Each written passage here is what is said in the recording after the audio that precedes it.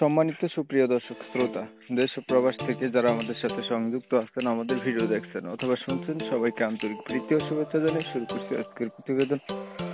বন্ধুরা, আমি কথা বলছিলাম সুইট অপরূপা ইতি আপুর সাথে। তার জীবনের গল্প কথাগুলো আপনাদের মধ্যে তুলে ধরার চেষ্টা করব। আপনাদের হাতে যদি সময় থাকে ভিডিওটা না টেনে কন্টিনিউ করুন, বুঝতে পারবেন। কথা না বাড়িয়ে পরিচয় করে দিচ্ছি আপনাদের সাথে। আসসালামু আলাইকুম। ওয়ালাইকুম আসসালাম। কেমন আছেন আপনি? ভালো আছেন? জি, ভালো আছি। ভালো আছেন, ভালো থাকবেন, ভালো থাকাই কামনা করছি। তবে শুনতে চাচ্ছিলাম আপনার প্রতিবেদনে আসার কারণ কি ছিল, কেন আসছেন বলেন। প্রতিবেদন হচ্ছে বাবা মা নেই, তাই জন্য আসছি।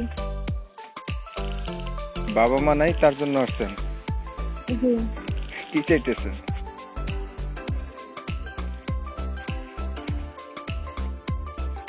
প্রতিবেদনে এসে চাইতেছেন কি? তাই একটা মনের মানুষ আপনার যে আমাকে দেখবেন। জি। বাবা মা নাই পরিবারের জন্য প্রতিবেদনে আসছেন, মনের মানুষ চাইতেছেন যে আপনাকে দেখবে, মানে আপনার হচ্ছে ছোট ভাই আছে।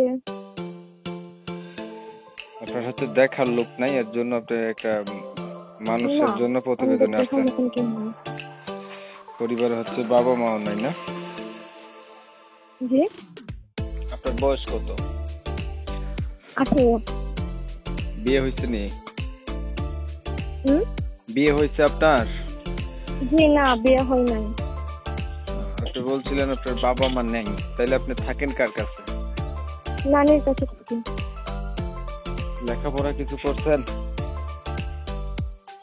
সামান্য করছি।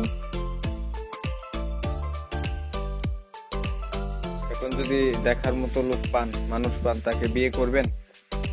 জি, তাকে বিয়ে করব। আগে আর কখনো প্রতিবেদন করছেন? জি না। আচ্ছা, ছবি যেটা পাঠাইছেন এটা আপনার? হ্যাঁ, এটা আমার। ঠিক আছে, তো ভালো থাকবেন। আপনি অনেক সুন্দরী আছেন, অবশ্যই আপনি ভালো মানুষ একটা পাবেন, বিয়ে করে লাগবে। প্রিয় দর্শক শ্রোতা, শুনছিলেন আমি কথা বলছিলাম এই সুইট অপরূপা মিষ্টি আপুটি প্রতিবেদনে আসতে ভালো একটা মনের মতো মানুষ চাচ্ছে।